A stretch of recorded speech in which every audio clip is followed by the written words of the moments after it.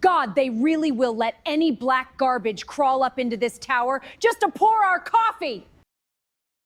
Ashley Whitmore barked a cruel laugh, and she violently snatched the leather folio right out of Imani Carter's hands. The sudden, aggressive jerk knocked the glass carafe completely over, sending a wave of scalding black coffee splashing all over Imani's neat blazer. Ashley didn't back down. She stepped closer, looking down at the dark stain on Imani's chest with pure disgust. Look at you.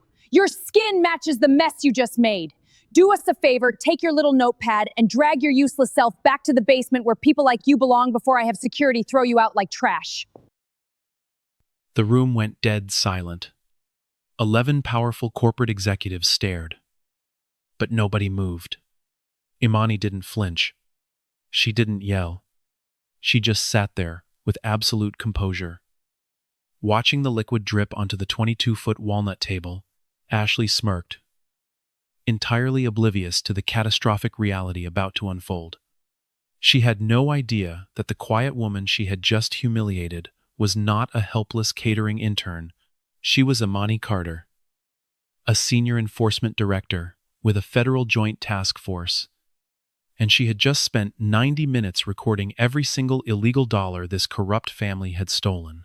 Hit that subscribe button right now, because today, you are about to watch a multi-billion-dollar empire completely crumble over a single cup of spilled coffee. Let's rewind to exactly 90 minutes before the coffee spilled, where this trap was first set. The conference room on the 44th floor of the Sterling Brooks Tower had a name that cost more than most people's cars. They called it the Cathedral, and they meant it the way men who have never knelt for anything mean a word like that. As a boast dressed up as reverence, floor-to-ceiling glass on 3 sides, a table cut from a single slab of black walnut, 22 feet long, polished, until it threw back the city skyline like a second window, and around that table, on a gray Tuesday morning in late October, sat 11 of the most powerful people in private equity in the city of Hartwell, and one woman they had decided, before she ever opened her mouth, did not belong there. Her name was Imani Carter, and she was wearing a visitor's lanyard. That lanyard would matter later. It would matter enormously. But for the first 90 minutes of that meeting, it was simply the thing that let everyone in the cathedral file her into the category they had already prepared for her. Temporary. Peripheral. Beneath the actual work. A cheap laminated badge on a cheap blue cord. The kind they hand the catering staff. The kind they hand the contractors. The kind they hand the junior people who get sent up from the analyst pool to take notes and refill the carafes. She had it clipped to the lapel of a plain charcoal blazer. Clean, pressed, completely unremarkable, which was exactly how she wanted it. Because Imani Carter had learned a long time ago that the most useful thing a person can wear into a room full of people who underestimate her is a face that gives them nothing to correct. She was 34 years old. People often said she looked younger. She had stopped taking that as a compliment. Somewhere around the 3rd time a man twice her age had explained her own profession to her. Slowly, with the patient warmth of someone teaching a child to tie their shoes, she wore her hair in short, tight coils, dark against darker skin, and she carried herself with the quiet economy of a woman who had decided, early in her life, that she would never give anyone the satisfaction of watching her hurry. She had grown up 40 minutes south of where she now sat, in a neighborhood called Halsey Park, in a 3rd-floor walk-up apartment where her mother had ironed other people's shirts on a board set up in the kitchen, because there was nowhere else in the apartment to put it. She had left at 18 on a scholarship she had fought for like it was the last seat in a lifeboat, and she had spent the 16 years since moving through rooms that had never been built with her in mind. A finance degree earned at night, a decade inside the most ruthless restructuring firm on the East Coast, then a federal fellowship, and then something harder to name, and harder to ignore. She had learned something in rooms exactly like the cathedral, something the men around that walnut table had never once been forced to learn, because the world had never once required it of them. She had learned that there is a specific arithmetic that powerful people run on a stranger's face, and they run it fast. And they run it without ever knowing they are running it at all. The clothes, the age, the skin, the badge. They add it all up in under 1 second, and they arrive at a verdict. And from that moment forward, everything that person says is filtered through the verdict. Instead of being heard on its own terms, Imani had spent 16 years being a number in other people's arithmetic. She had stopped resenting it somewhere along the way, and started using it. Because a verdict, once it has been reached, makes a person careless. And careless people, she had found, will tell you absolutely everything you need to know, if you simply sit still long enough to let them. But the 11 people in the cathedral did not know any of that. They knew what the Lanyard told them. And so when Imani slid into the empty chair near the foot of the table at 9:02 that morning, the man at the head of it barely looked up. His name was Bradford Whitmore III. He answered to Brad. And he expected everyone else to, as well. He was a tall, silver-haired managing partner, and he glanced at Imani exactly once. The way you glance at a coat someone has left on a chair, and then he went back to talking. Coffee's by the window when you get a second. Brad said, not even looking at her again. We take it black up here. A couple of the men chuckled. It was the kind of joke that was not quite a joke. The kind that is designed to be heard, without ever being something you can be made to answer for. Imani had heard 1,000 versions of it, in a dozen cities. She did not so much as blink. She set a slim leather folio on the table in front of her, uncapped her pen, and began, very quietly, to write. She wrote down the time. She wrote down the room. She wrote down all 11 names, every one of which she already knew, in the neat columned handwriting of a person for whom taking notes was not a chore, but a discipline. And then she settled into the patience that had carried her through every hard room of her entire life. The patience of a woman who understood that the most important moments never arrive on schedule, and that the people who talk the most are almost always the ones telling you the most about how they can be brought down. Across the table, a young associate named Dylan Reyes caught her eye for half a second, and then looked away, ashamed of something he could not yet name. The meeting was, on paper, a routine quarterly review.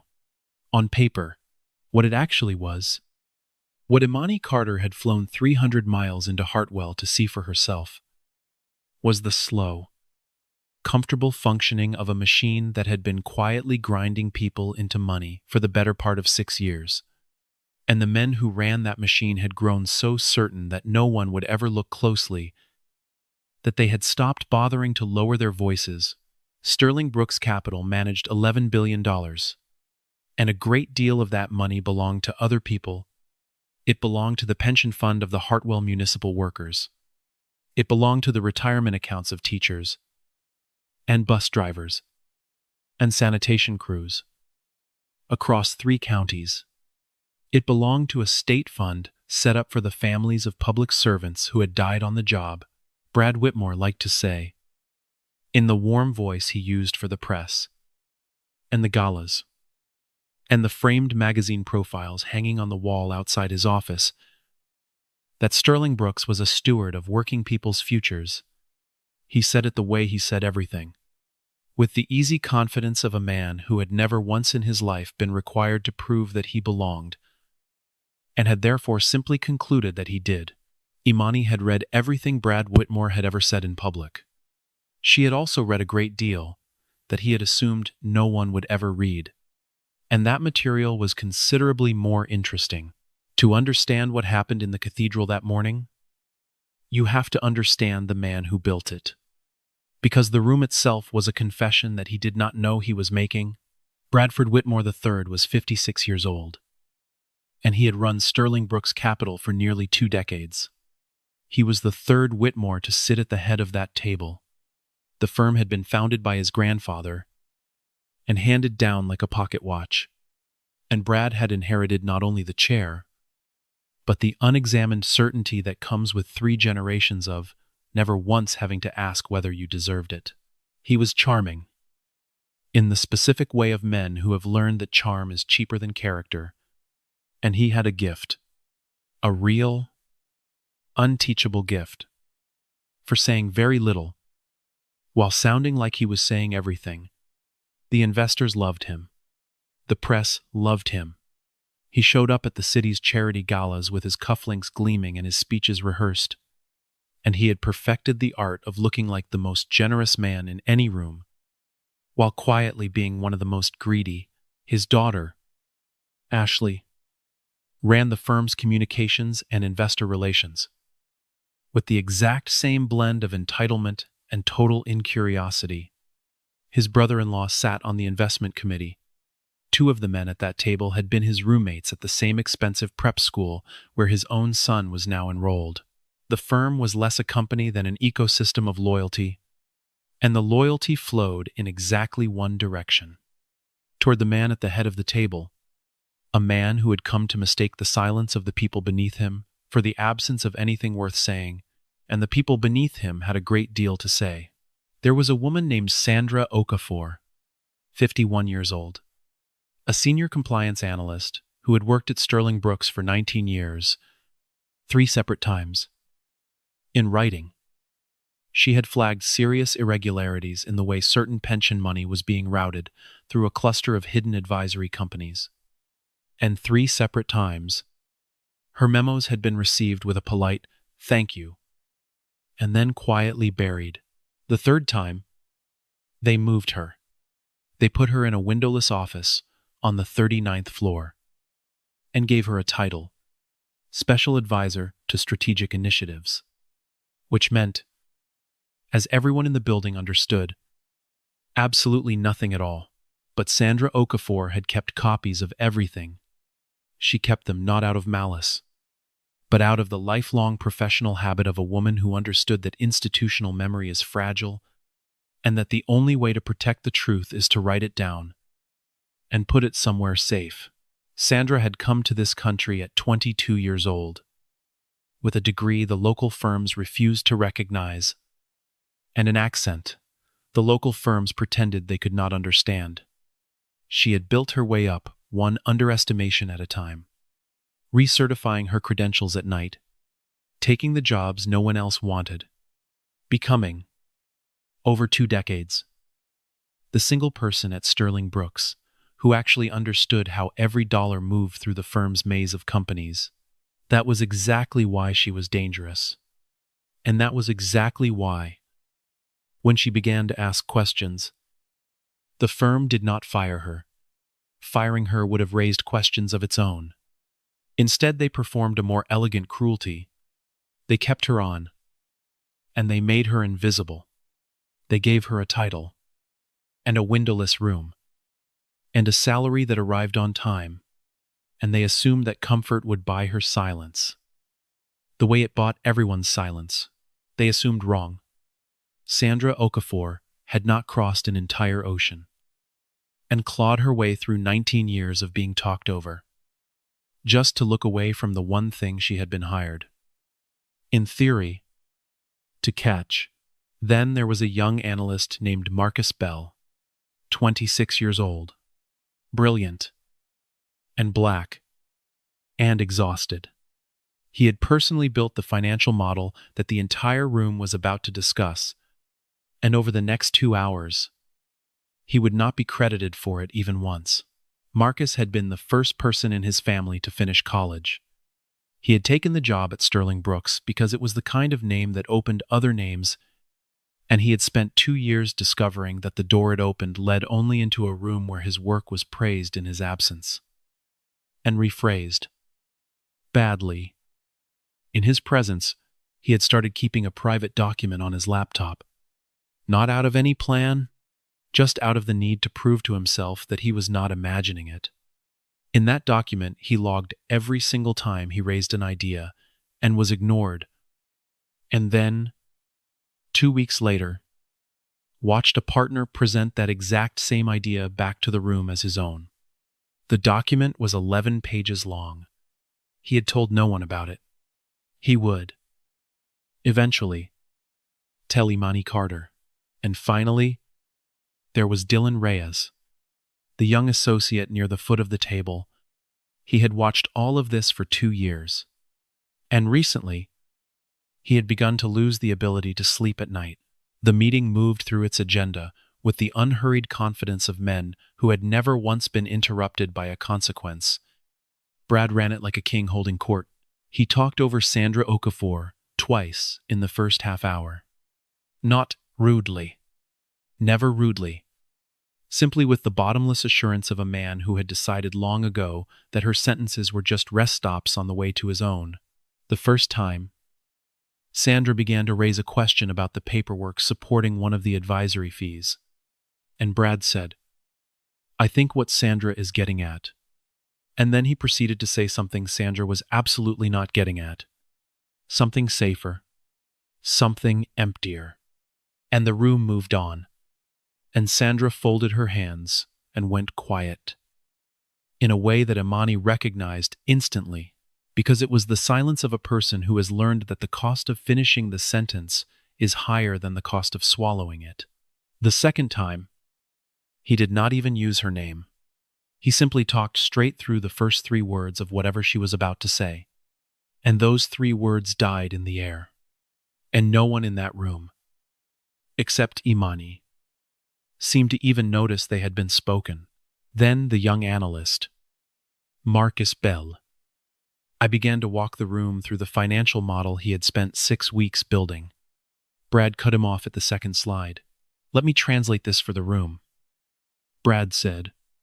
And then he proceeded to explain Marcus's own work back to the table, getting 2 key numbers wrong in the process. While Marcus sat there with his jaw clenched and his hands flat on the walnut, and said nothing, because he had learned exactly what saying something would cost him.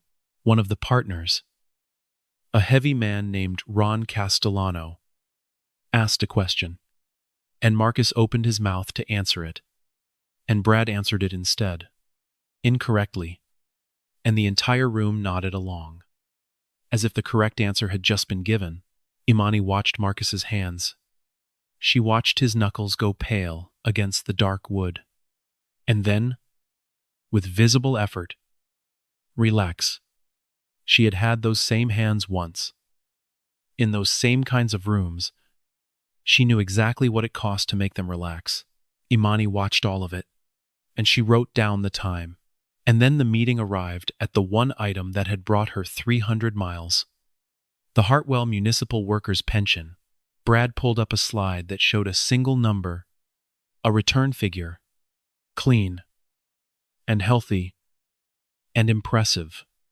And he began to describe the fund's performance in the warm, affluent language of a man telling a story he has told many times before. The fund was healthy, he said. The investments were sound. There had been, he admitted, with the practiced humility of someone admitting nothing at all, some routine rebalancing through our advisory partners. But the working families of Hartwell, he said, I could sleep well at night, knowing their futures were in careful hands. And that was the moment Imani Carter finally spoke. For the first time in 91 minutes, that return figure, she said. Her voice was even, unhurried, pitched to carry across the room without ever rising. Is that net of the advisory fees? She asked. Or gross? The room did not stop. Exactly. It simply tilted, the way a room tilts when a sound comes from a direction no one was watching. 11 heads turned toward the foot of the table, toward the woman with the cheap blue lanyard, with 11 faces arranging themselves into some version of surprise that anyone had imagined she was there to do anything but pour the coffee. Brad Whitmore smiled. It was a generous smile, a forgiving smile, the smile of a man preparing to be very patient. "I'm sorry," he said. "I don't think we've— Are you here with the analyst pool?" He glanced at her lanyard, and something in his face settled into certainty. "Sweetheart, this is a partner's review. If you have a question, your supervisor can route it up through the proper gross on it," Imani said again. She had not raised her voice. She had not blinked. "It's a simple question. Mr. Whitmore, that figure on your slide, is it net of the fees your advisory companies charge the fund? Or gross?" And a silence opened up in the cathedral. It was not a long silence. It lasted maybe 4 seconds. But it was the particular kind of silence that happens when the established order of a room is contradicted in a single, calm, declarative sentence, with no apology attached. And the absence of that apology is the thing that finally makes everyone in the room understand that something has changed. And they do not yet know what. Down the length of the table, Imani watched the verdict on each man's face begin, very slightly, to wobble. Ron Castellano stopped chewing the cap of his pen. 2 of the younger partners glanced at each other. And at the far end, near her father, Sandra Okafor had gone absolutely still. The stillness of a woman who has just heard a total stranger say out loud the exact question she herself had been forbidden to finish. For 19 years, Ashley Whitmore was in the room that morning. She had come up to brief the partners on a press matter. And then she had stayed. The way she always stayed wherever her father held court. And it was Ashley, not Brad, who could not leave it alone. Because Ashley Whitmore had spent all 28 years of her life inside a world that simply bent around her, and she had never once learned the particular skill of letting a thing be.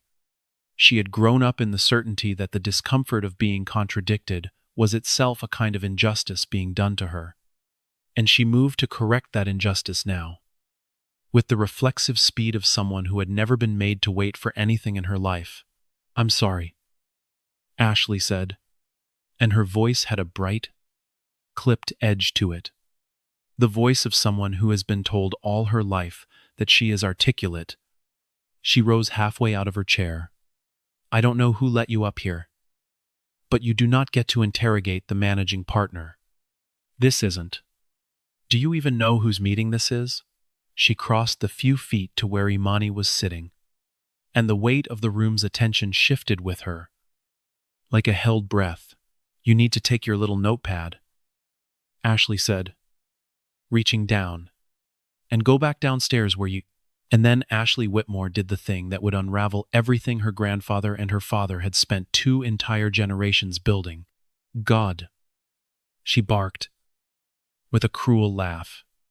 "They really will let any black garbage crawl up into this tower, just to pour our coffee." She violently snatched the leather folio right out of Imani's hands.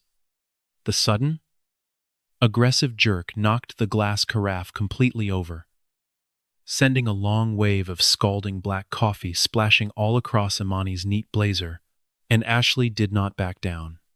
She stepped closer. She looked down at the dark stain, spreading across Imani's chest, with pure disgust. And she said, "Look at you. Your skin matches the mess you just made. Do us a favor.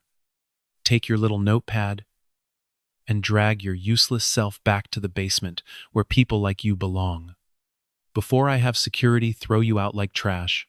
For a moment, no one in the cathedral moved. The coffee dripped off the edge of the 22-foot walnut table onto the carpet, one slow drop at a time, and somehow the sound of it was louder than anything anyone had said all morning. Marcus Bell had half risen out of his seat, without even realizing it. Dylan Reyes had gone the color of paper, and Brad Whitmore, at the head of the table, wore the small, indulgent smile of a father watching his daughter do something spirited. Because it had not yet occurred to him, it had genuinely, truly not yet occurred to him. That anything that had just happened could possibly carry a cost. Imani Carter did not stand up. She did not flinch. She did not raise her voice, or reach for a napkin, or give the room a single thing it expected. She simply looked down at the coffee, soaking into her jacket, and then she looked up at Ashley Whitmore, and the stillness in her face was the stillness of a person who has already decided exactly how the next chapter ends. She reached into the inside pocket of her ruined blazer, and she took out her phone. Her face, for all 11 witnesses, was completely composed. She dialed a number she knew by heart, and she pressed it to her ear. And when the line connected, she said 4 words. "Danielle, it's time. Come up." She set the phone face down on the wet walnut table, and she waited. The next 9 minutes were the longest 9 minutes Ashley Whitmore had ever experienced in her life. Though she did not yet know that she was experiencing them, she walked back to her chair beside her father, flushed and triumphant. She said something to him in a low voice, and Brad patted her hand and turned Belle back to the room and tried to resume the meeting. He pulled the slide back up. He found his place. He began, again, to talk about the health of the Hartwell Fund, but the fluency had gone out of his voice. Just slightly. The way fluency goes out of a voice when the person speaking is also underneath the words, listening for something he cannot identify. Twice, he glanced toward the foot of the table, where Imani sat, in her stained jacket, with her hands folded, calm as still water, watching him. The other people in the room had gone quiet in a different way. Sandra Okafor was sitting very straight. Marcus Bell had stopped pretending to look at his laptop. Dylan Reyes was watching the door. At the 4-minute mark, the reception desk lit up on the console at the side of the room, and a security supervisor's voice came through, oddly formal, asking to confirm that the partners were available. Brad waved at his assistant to handle it, without breaking his sentence. At the 7-minute mark, Ron Castellano, the partner who had spent 30 years developing an animal's instinct for the exact moment a room is about to turn, stopped looking at his phone and started looking at the woman with the lanyard. And at the 9-minute mark, the glass doors of the cathedral opened. They did not open the way doors open for a delivery. They opened the way doors open for people who have already been briefed, people who do not need to be told where to go, people who have simply been waiting for a signal. 4 people came through, 2 men and 2 women, in dark, plain, expensive suits, and they moved with the efficient, purposeful economy of people who had done this many times before, in other towers, and would do it again.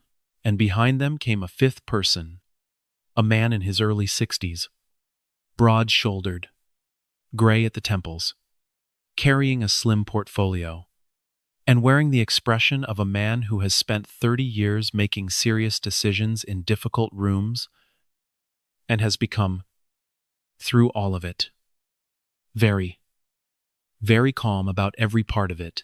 He crossed the cathedral without looking left or right, his attention entirely fixed forward, and he walked directly to the foot of the table, to the woman in the coffee-stained blazer, and he stopped. "Director Carter," he said, and there was something in his voice, warmth, yes, but also a particular quality of respect, the kind of respect that cannot be performed, the kind that has to be earned, and then given. "Sorry it took us 9 minutes.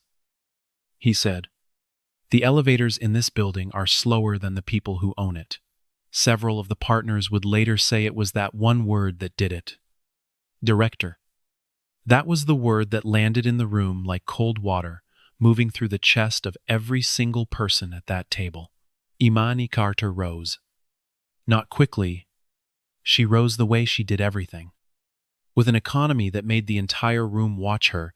"Danielle," she said, "thank you for coming up." And then she turned to face the table. To face Brad Whitmore at the head of it, and Ashley beside him, and the 9 partners arranged down the length of the gleaming walnut. And she reached up with 2 fingers, and she lifted that cheap blue visitor's lanyard up over her head, and she set it down, very gently, on the table. In the spreading edge of the coffee, Ashley Whitmore had just spilled. "My name is Imani Carter," she said. "I am a senior enforcement director with the Federal Investigations Division that oversees the conduct of registered investment firms. The gentleman to my left is Daniel Okonkwo-Reyes. He runs the regional field office. The 4 people standing behind him are members of a joint task force, and that task force has been examining the management of public pension money at this firm for the past 11 months.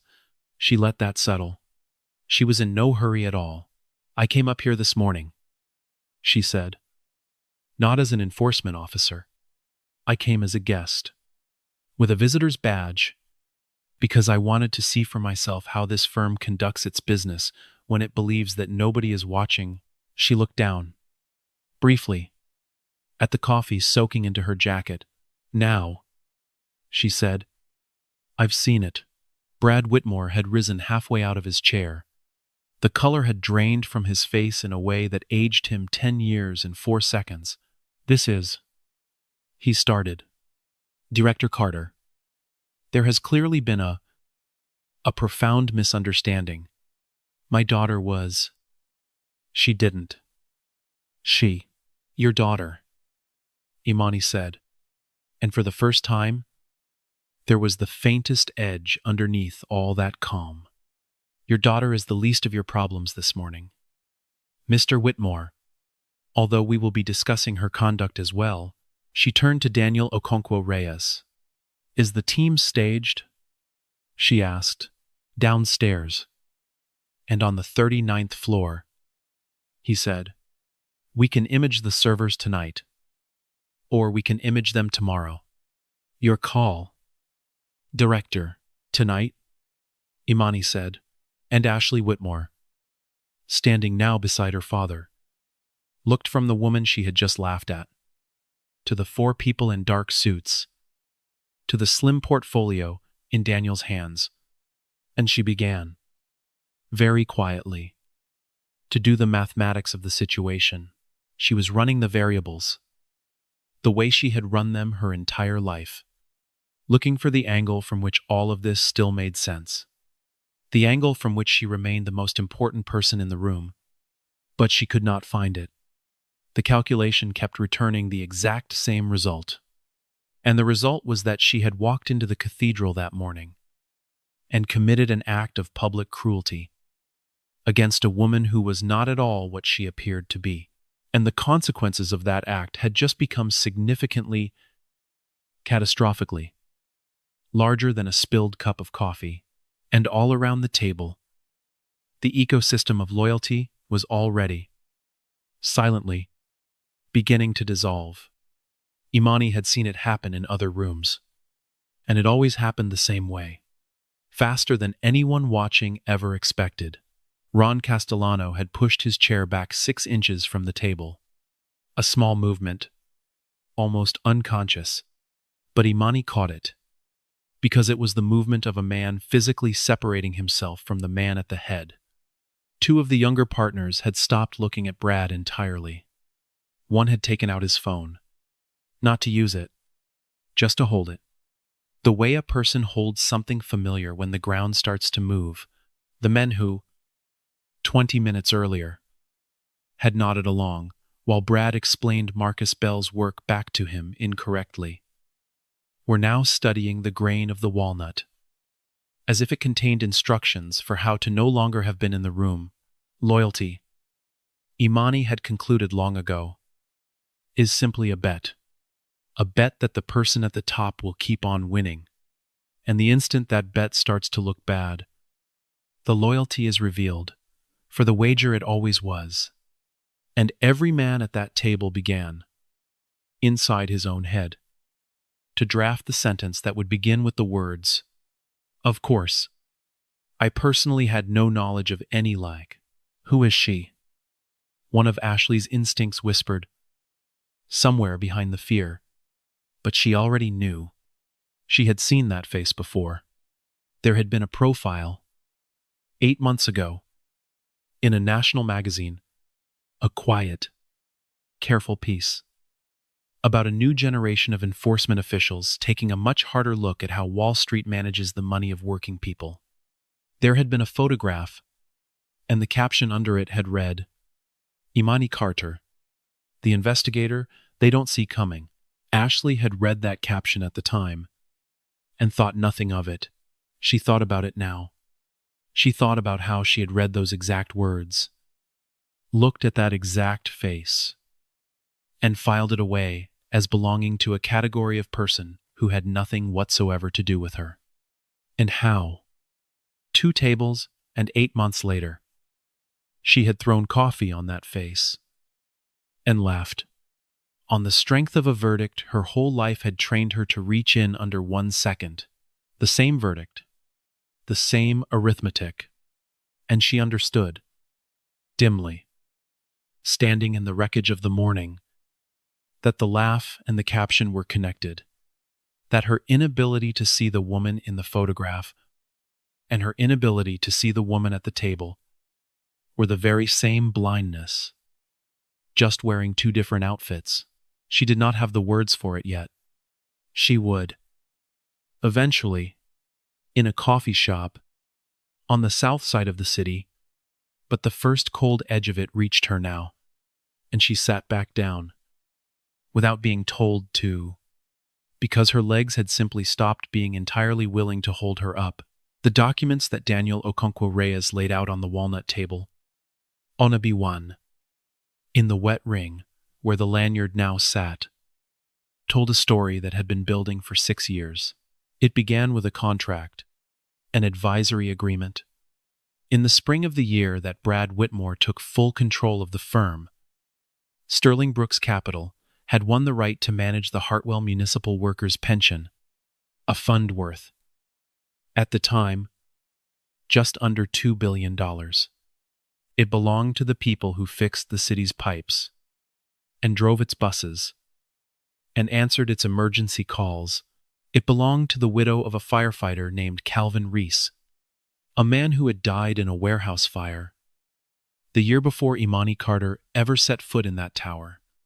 And his pension was the only thing standing between his 2 children and the exact kind of poverty he had spent his whole life trying to outrun. Calvin Reese had walked into a burning building, because that was the job, and the city had promised him, in exchange, that if the building ever took him, his family would be held. That promise had a dollar value, and that dollar value lived inside the Hartwell Fund, and a fraction of a % of it had been quietly skimmed away, year after year, by men in a 44-story tower who had never met Calvin Reese, and never would. Men who could not have picked his widow out of a crowd if their freedom depended on it. Which, eventually, it would. The fund was supposed to be managed for a fee of 30 basis points, a tiny fraction of 1%. The standard rate for a fund that size. But what Imani's team had spent 11 months proving was that the fund was not being managed at 30 basis points at all. It was being routed, quietly, through a cluster of advisory companies that Sterling Brooks itself secretly controlled, at an effective rate closer to 190, the difference, hidden through management fees and advisory arrangements, and a consulting company registered in another state, had never been disclosed, not to the pensions board, not to the teachers, and the bus drivers, and the sanitation crews whose money it actually was. Instead, over 6 years, it had been distributed, through enough middlemen to hide the trail, into the hands of 9 individuals, and the true genius of it Imani would privately admit there was a kind of genius to it, was that nothing about it ever looked like theft. There was no missing money, not in the crude sense. Every single dollar was accounted for. Every transfer had a memo line, and an invoice, and a signature. The fund still showed a return. A respectable one? In the clean green numbers on Brad Whitmore's slides, what the fund never showed, what no one was ever meant to calculate, was the gap. The gap between the return it actually earned and the return it should have earned. The slow, continuous bleed of a fraction of a percent, skimmed off the top, year after year, on $2 billion. The crime did not live in any single number. It lived in the relationship between the numbers, in the architecture, in the empty spaces between the companies, where no auditor was ever invited to look. It was theft committed in the passive voice. It was extraction, designed to be unprovable, and it had very nearly stayed unprovable, right up until a 51-year-old woman, in a windowless office on the 39th floor, decided that 19 years was long enough. 7 of the 9 were partners at the firm. One of them sat on the pension's own oversight board, and had been personally placed there on Brad Whitmore's recommendation. And one of them was Brad's own brother-in-law, a man who ran a strategic consulting firm out of an office in another state that consisted, as the task force had discovered, of a mailbox and a part-time bookkeeper.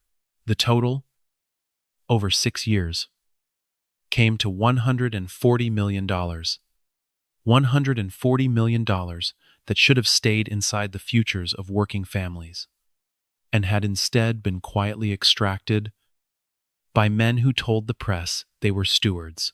That was the first fund. There were 2 others. Sandra Okafor had known about all of it.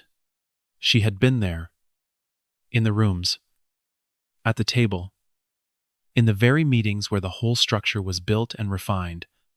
She was the kind of person who kept notes, not out of malice, but out of the deep, professional instinct of a woman who understood that the truth, if you do not write it down and protect it, will simply be talked over until it ceases to exist.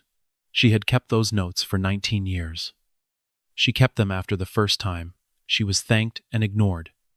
And after the second time, and after they moved her to the windowless office and gave her a title that meant nothing, and when the writing on the wall finally became too clear to misread, she reached out, through a careful chain of contacts, until her name found Imani Carter, or until Imani's name found her. Depending on how you choose to tell the story, she came up to the cathedral now, summoned by a single text message from Daniel, and she walked back into the room she had been exiled from, with the contained, deliberate stillness of a woman who has made a decision that cost her a great deal and has resolved never to undo it. She set a small encrypted drive on the table and a handwritten statement beside it. She did not look at Brad Whitmore. She looked at Imani Carter, and Imani looked back at her, and something passed between those 2 women that not one of the 11 men in that room had the equipment to understand. "Thank you, Miss Okafor," Imani said, quietly. "We will take it from here." And the young analyst, Marcus Bell, the one whose work Brad had talked over and gotten wrong all morning, was asked by one of the task force members to confirm a series of numbers in the model he had built. And he confirmed them, for the first time in 2 years. In the most important room in that entire building, someone had asked Marcus Bell a question, and then actually listened to his answer. He would remember that for the rest of his life. Not the indictments, not the headlines, just the simple, almost unbearable feeling of being heard. And Brad Whitmore sat down. He had stopped trying to talk. He had spent his entire life building a structure that he believed, somewhere beneath the surface of all that confidence, was stronger than it actually was. and now he was watching it come apart. Right on the surface of his own conference table, and he had no language for any of it, because no one had ever, in his entire life, told him no. Brad Whitmore's first response, in the days that followed, was the response of a man who had always been able to make his problems disappear. He called his lawyers, 3 of them, a firm in the city, a firm in the capital, and a personal attorney who had handled sensitive matters for the Whitmore family for 15 years. He made calls to people who owed him favors, to a board member at the pension fund, to a state official whose campaign he had quietly funded, to a financial contact whose loyalty Brad had always assumed was purchased and permanent. He had Ashley, who handled communications after all, prepare statements describing the investigation as politically motivated, as an attack by people who resented success, as an effort to destroy a generous and reforming firm that had only made enemies because it had been so effective. The statements were polished and confident, and said almost nothing specific, because specificity was dangerous. But they were delivered with absolute conviction, and he also made calls of a different kind. Sandra Okafor received a visit at her home one evening from a man she did not recognize. A man who said things that were carefully worded to stop just short of an explicit threat, but that communicated, unmistakably, exactly what kind of pressure could be brought down on a woman with a pension of her own and a daughter in graduate school if her cooperation were to continue. But Sandra Okafor had worked in this business for 19 years. She had been underestimated by experts. She was not easily frightened. She wrote down everything that man said, the moment he left her doorstep, and the very next morning, she handed it to Daniel Okonkwo Reyes, and it became part of the file, under the heading of witness tampering, which is a separate crime, with separate consequences. Marcus Bell received an offer.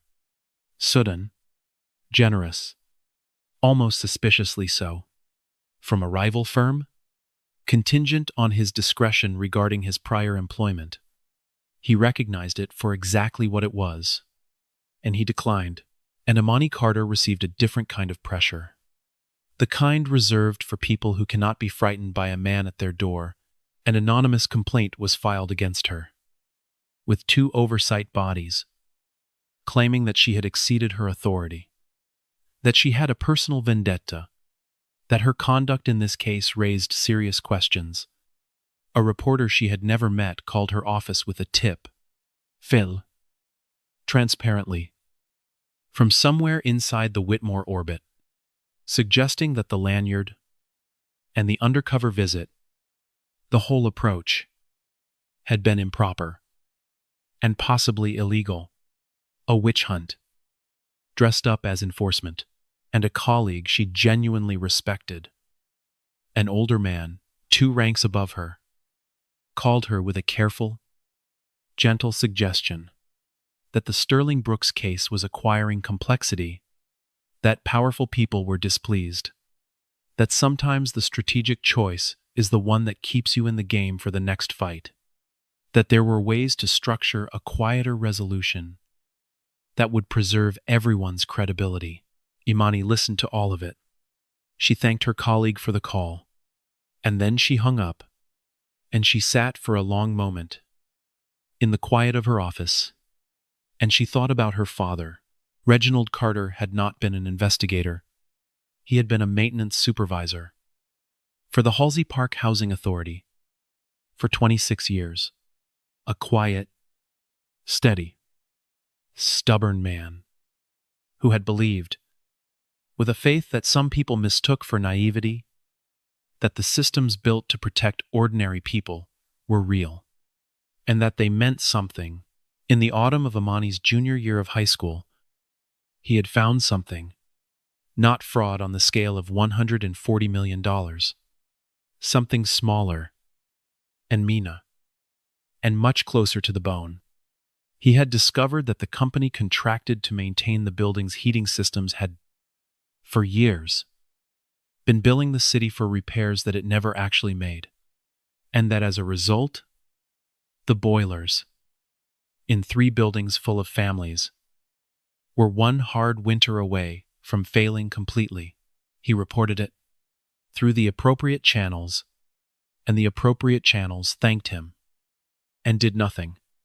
So he went higher, and he was told to mind his own job. So he went to a local reporter, and a small story ran, and then nothing happened at all, except that Reginald Carter was written up for the very first time in 26 years, and then written up again, and then quietly let go for so-called performance issues 11 months before his retirement, losing most of the pension he had spent a quarter of a century earning. That winter, one of the boilers failed, and in the cold that followed, a 91-year-old woman named Pearl Dawson, who lived alone on the 4th floor and had known Imani since she was a baby, died of complications from the cold. The maintenance company paid a fine. No one went to prison. No one even lost a job, except Reginald Carter, the one man who had been right. Imani had watched it happen. She had been 16 years old enough to understand exactly what was being done to her father, and completely powerless to stop any of it. She watched a steady, dignified man come home each night, just a little bit smaller. She watched him sit at the kitchen table with his folders, the way he had always sat with his folders, except that now there was no one on the other end who would ever read them. And she learned, at 16, the lesson that would shape every year that came after, that being right is not enough, that the truth does not enforce itself, that somewhere between the person who notices the wrong and that wrong actually being made right, there has to be a mechanism, and a person willing to run it, and that when that mechanism is missing, good men die at kitchen tables, and old women die in cold apartments, and the companies pay their little fines, and they move on. He died of a heart attack 4 years later, at 58 years old, before the slow machinery of accountability finally turned far enough to confirm, in a buried report that no newspaper ever covered, that he had been telling the truth the entire time. Imani had been 23 when she read that report. She did not cry, because she had already done that grieving, but she felt something clarify inside her, the way a camera lens clarifies when you turn the ring to exactly the right position. And she understood, in that moment, what the rest of her working life was going to be about. She had not become an enforcement director to punish men like Brad Whitmore. She had become one so that the next Reginald Carter, the next quiet, steady, stubborn person who finds something they cannot unsee, would not have to wait 4 years and die before anyone with power finally said, out loud, that they had been right. So when the pressure came, Imani Carter did exactly what her father had done. She kept going. The only difference was that she was not alone, and she was not too early. And the channels that had failed him were now, for the very first time, the channels that she ran. She forwarded the anonymous complaint to the ethics office that oversaw her own conduct, and she requested a full review because she had nothing to hide, and she wanted it on the record that she had asked. She declined the reporter's framing, on the record, in 3 short sentences, and let the facts speak for themselves. And then she sent the file forward. It took 11 more weeks, and the work of those 11 weeks was not dramatic, because the work almost never is.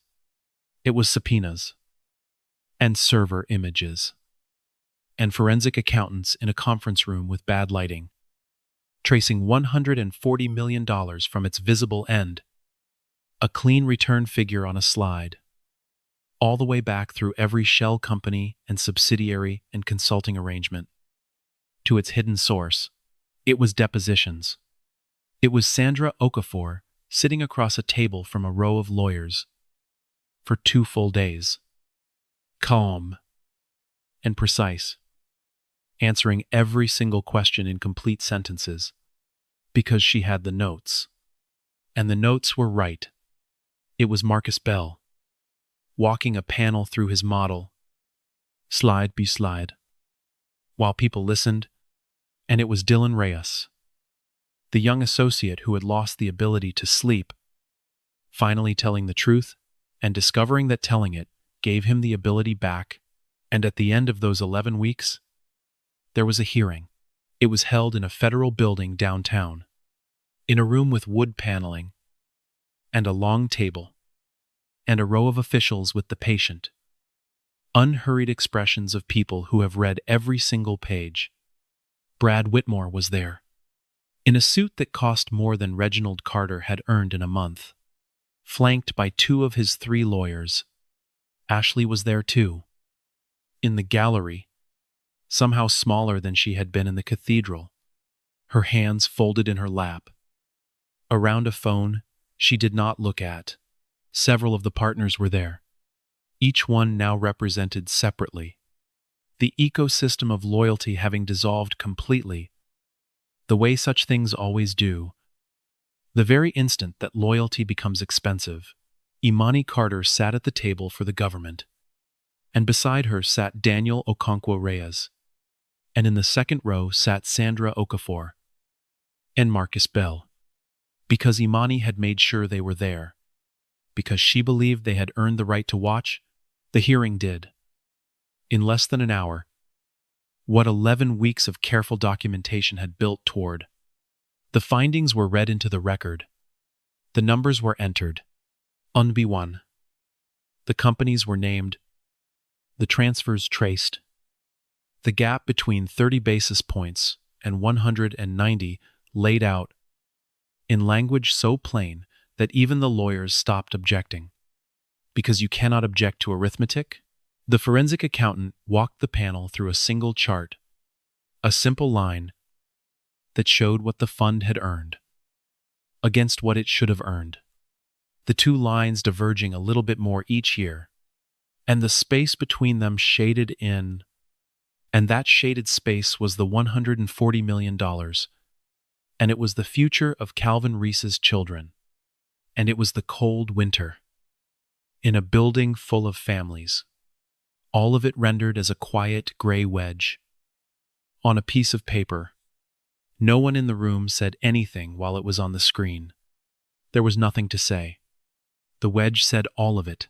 And then, near the very end, a recording was played, 43 seconds long, a recording from a routine compliance call, 18 months old, that Sandra Okafor had preserved, in which Brad Whitmore, believing he was speaking only to people who would never repeat it, described the Hartwell pension fee structure in his own voice, in plain words, and laughed about how long it had gone unnoticed.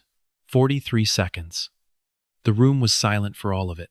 Imani had heard that recording maybe 30 times by then, in conference rooms and on headphones, late at night, and it still landed the same way every single time.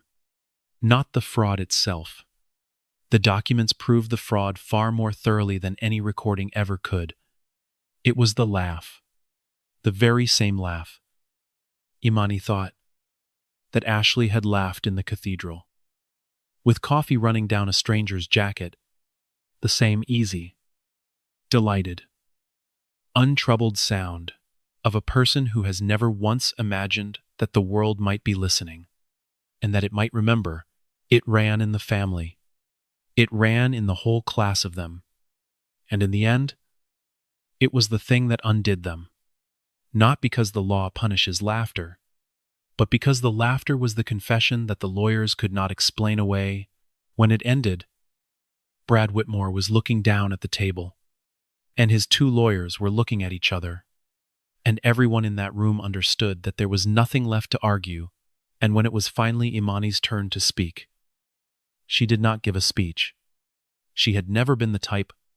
She spoke for maybe 4 minutes, in the same even, unhurried voice she had used in the cathedral, and she did not mention the coffee, or the lanyard, or the laugh. She spoke about Calvin Reese's widow. She spoke about a fund that was supposed to protect the people who keep a city running, and the men who had treated it as their own personal account. She spoke about Sandra Okafor, by name, and the 19 years of memos that had been thanked and buried. And she asked the room to understand that the woman who had finally stopped all of this was the very same woman the firm had exiled to a windowless office for trying to stop it the right way. 19 years, too early. And then she said one thing that was not in any document. And she said it the way you say something you actually believe, without the cadence of a performance. Power, Imani said, does not make a person large. It only makes their choices louder. What makes someone large is how they treat the people from whom they believe they have nothing to gain. She paused. Every person in this firm believed Sandra Okafor had nothing they needed. They were wrong. They believed the bus drivers, and the teachers, and the firefighter's widow had nothing they needed either. They were wrong about that too. And they will be wrong about it. All the way down. And then she sat down. Bradford Whitmore III was formally charged the following month with multiple counts of securities fraud, breach of fiduciary duty, and obstruction of justice. His brother-in-law was charged alongside him. 3 of the 7 partners entered cooperation agreements. The other 4 were charged. The board member who had been planted on the pensions oversight committee resigned in disgrace and faced charges of his own. Sterling Brooks Capital, the firm that 3 generations of Whitmores had built, was placed under a court-appointed monitor, stripped of its public pension mandates, and within the year, it would cease to exist under that name. The magazine profiles came down off the 44th floor wall. The conference room they called the Cathedral was leased to a different company. But the part of this story that mattered most to Imani Carter was not the part that punished anyone. The Hartwell pension was made whole. The $140 million was recovered, clawed back through forfeiture and restitution, and the sale of assets that 9 men had believed were permanently theirs. And it was returned to the fund, with the result that Calvin Reese's widow received, eventually, a letter informing her that her children's futures were, in fact, secure. The fee structure was rebid on a transparent and open process with independent oversight, and it was awarded at a rate that would save the fund tens of millions of dollars every year going forward. 2 other public pensions, managed by other firms that had quietly noticed the Sterling Brooks case and quietly corrected their own arrangements before anyone came knocking, did exactly the same, and a new disclosure standard, informal at first, then written directly into the oversight rules of 3 different states, came to be known inside the industry as the Okafor Rule, named after the analyst whose 19 years of buried memos had turned out, in the end, to be right about everything. The rule itself was not complicated. It simply required that any firm managing public pension money disclose, in plain language, on a single page, the total real fee being charged to the fund through every company and subsidiary the firm controlled. No mazi, no passive voice, no empty spaces for the money to hide in. It was the kind of rule that should never have needed to be written, the kind that simply formalized a thing any honest steward would have done without being asked. But it had needed to be written because the firms had proven, at scale, and for years, that they would not do it unless they were forced to, and so it carried Sandra Okafor's name, and Sandra Okafor, who had been exiled to a windowless office for trying to enforce in private the exact thing the rule now enforced in public. Found a quiet and deep and complicated satisfaction in that. The satisfaction of a woman who had been told for 19 years that she was wrong, and who now watched 3 entire states agree, in writing, that she had been right the whole time. She received a formal commendation, and, more important to her, the full restoration of her record. She was offered a senior role at a firm that wanted, very badly, to be seen doing things correctly. She accepted it, on one condition, that she could build the compliance division herself, from the ground up, and hire the people that no one else would ever listen to. She hired Marcus Bell first, and after him, she hired a whole string of analysts who had that same look Marcus had worn at the walnut table. The look of brilliant, exhausted people who had spent years being talked over. And she built an entire division out of exactly the voices the rest of the industry had learned to treat as rest stops. And within 2 years, it was the most respected compliance team in the city, because it turned out that the people who had spent their entire being doubted were extraordinarily good at finding the things that other people were trying to hide. Dylan Reyes left finance entirely. He went to law school, and when people asked him why, he told them that he had once sat in a room and watched a person get talked over for 90 minutes, and then watched that very same person quietly take down the whole building, and that he had decided he would rather spend his life being the second kind of person than the kind who stays silent in his chair. And Ashley Whitmore, Imani had said at the hearing that Ashley was the least of Brad Whitmore's problems, and that was true. What Ashley had done in the cathedral was contemptible, but it was not, by itself, a federal crime. She faced no charges.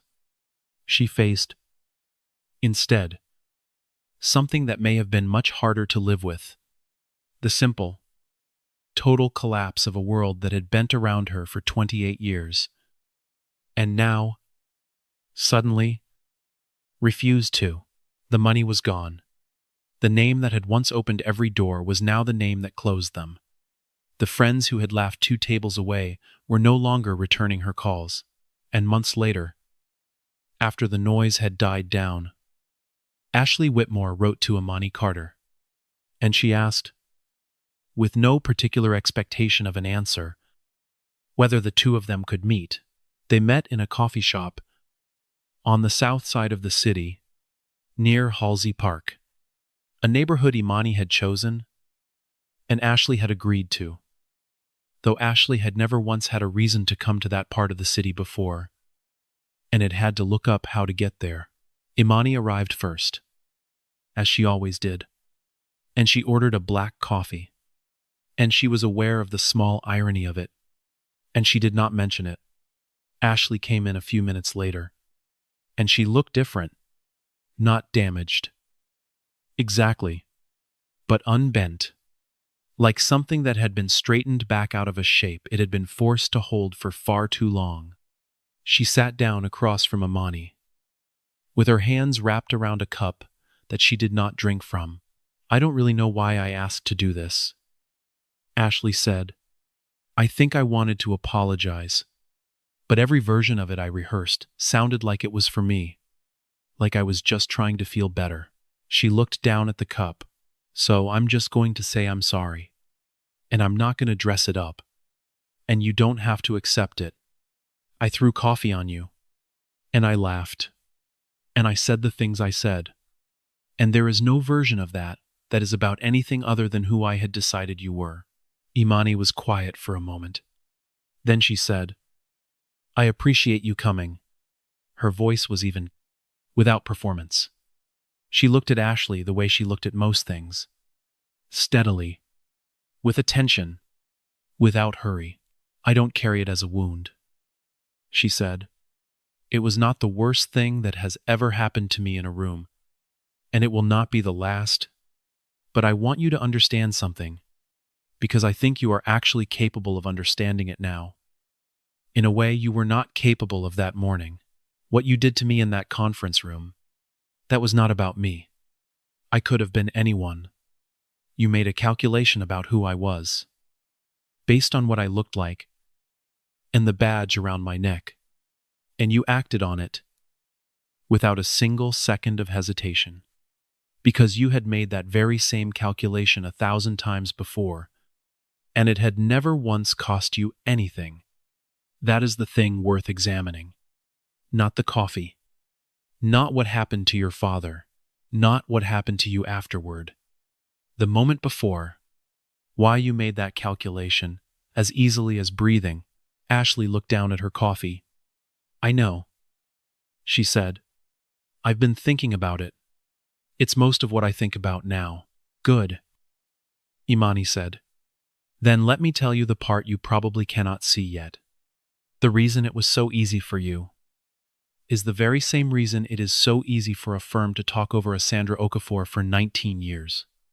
It is the same machine, the casual cruelty in the conference room, and the $140 million routed out of a firefighter's widow's pension. Those are not two different things. They are the same instinct, just operating at two different scales. The instinct that some people's voices are the meeting, and other people's voices are just the rest stops. You learned that instinct so early that you mistook it for the way the world simply is. But it isn't. It is a choice. Medowa. And over. And over.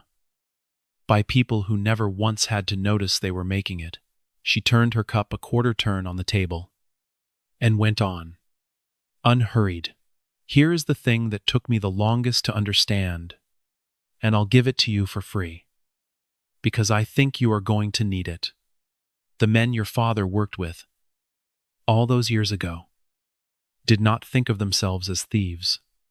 Not one of them. If you had sat them down and called them thieves, they would have been genuinely, sincerely offended. They thought of themselves as smart, as deserving, as the natural caretakers of money that lesser people were simply too simple to manage. The fraud was not something they did against their own self-image. It flowed directly out of it. They skimmed a firefighter's widow, because somewhere underneath everything, they believed the money was more properly theirs than hers. And you laughed at me in that room, out of the exact same belief. Smaller, petier, but the same. You looked at me, and the arithmetic came back. This one does not matter. And you acted on it, without friction, because you had never once in your life been given a reason to doubt the arithmetic. Ashley's eyes were wet, but she did not look away, which Imani noted, because it was the first thing Ashley had done all afternoon that suggested she might actually make it. I am not telling you this to make you feel like a monster, Imani said, and her voice was not unkind. You are not a monster. Monsters would be easier. You are something far more common and far more dangerous. You are an ordinary person who was handed a faulty instrument for measuring other human beings and was never once given a reason to question it. And the whole point, the only point, is that the instrument can be replaced, not overnight, not by feeling bad, but by practice, by putting yourself on purpose, again and again, into rooms where your old arithmetic returns the wrong answer, and you are forced to sit there and watch it be wrong. That is the entire repair. There is nothing mystical about it. It is just the most boring, repetitive, unglamorous work there is, and almost nobody ever does it. Because almost nobody with a faulty instrument ever finds out that it's faulty. You found out. That is the one piece of luck in all of this. You found out at 28, in a conference room, instead of at 70, with a buried report that nobody ever read. Ashley did not speak for a moment. And when she did, her voice was different from the voice she had used in the cathedral. smaller, and somehow more real. For it, I want to do something useful, she said. With whatever I have left. I know how that sounds. I know it might sound self-serving, but I need to do something that isn't for me. Imani looked at her. Then do it, she said. Find something worth doing. And do it badly at first. And get better at it. That is the whole thing. There is no shortcut. And there is no dramatic version. It is mostly paperwork. And early mornings. And being in rooms where people have every reason not to trust you yet. The most useful thing you can do, in most of those rooms, for a very long time, is to be quiet and pay attention and be present without an agenda. You have never once had to do that. You are going to be bad at it. Do it anyway. Ashley did find something. It took her longer than she expected, and it was far less dramatic than she had imagined, because it turned out that doing useful things almost never is. She began volunteering with a financial literacy and tenants' rights clinic.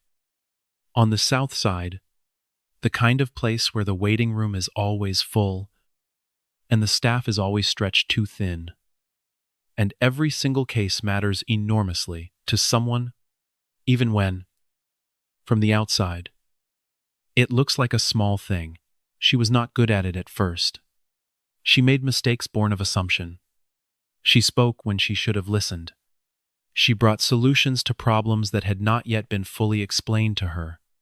And she learned, slowly, through corrections delivered as patient repetition, and occasionally as direct and unhappy feedback, that the most useful version of herself was the quiet, attentive one, the one she had spent her entire life being told she did not need to be. She did not become a hero. The story did not require that. She became, slowly, a person who could be in a room without needing it to be about her, which, for Ashley Whitmore, was a longer journey than anyone watching could ever have known. And Imani Carter did not stay in Hartwell for the trial. She was not the type to stay for outcomes. She had made her contribution to the file. The prosecutors would carry it the rest of the way.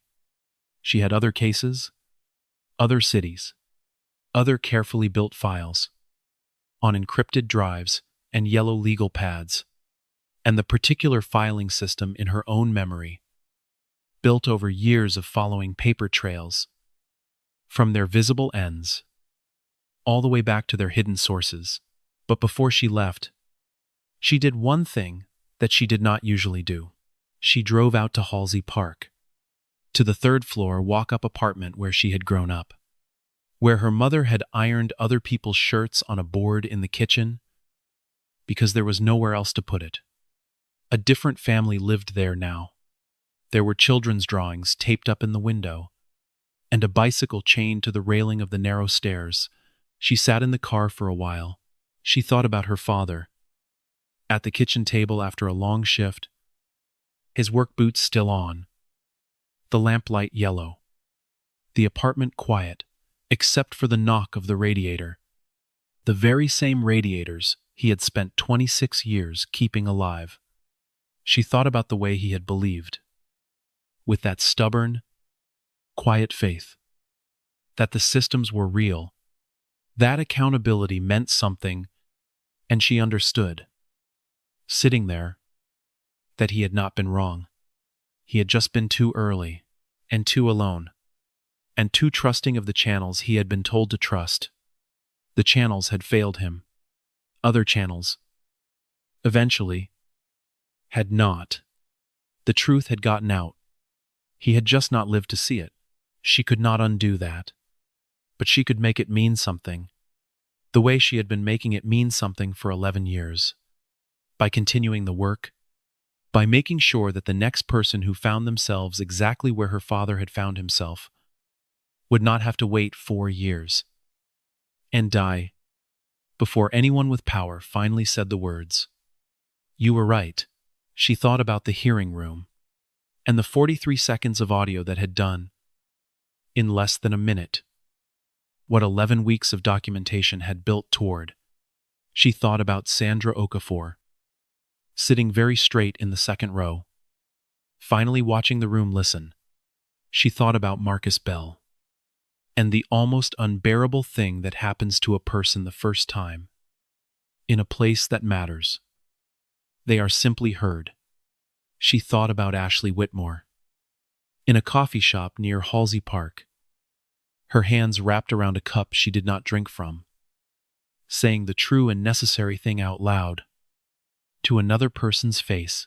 And she thought about Pearl Dawson, 91 years old, who had known her as a baby, who had died in the cold of a winter that should never have come, because a maintenance company had billed for repairs it never made, and no one with any power had listened to the one man who noticed.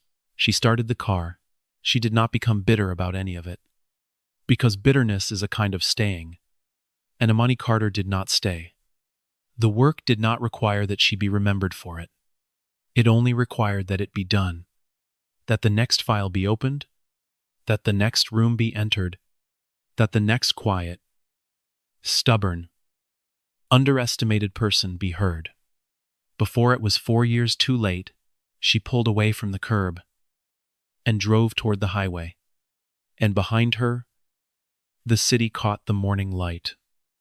In its old buildings, and its new ones, in its bus routes, and its housing blocks, and its 44-story towers, all of it proceeding, the way cities do, forward, into whatever version of itself it would become, a little bit fairer, maybe, than it had been on the morning. A woman in a cheap visitor's lanyard rode a slow elevator to the very top of it, and quietly refused to be talked over. The highway opened up ahead of her, long and flat, in the early light, leading to whatever city came next, whatever file was already compiling itself. In the back of her mind, and Imani turned on the radio. For the first time since she had arrived, a small habit she only ever allowed herself when she was leaving, and she drove, with the window down, into the beginning of whatever came next.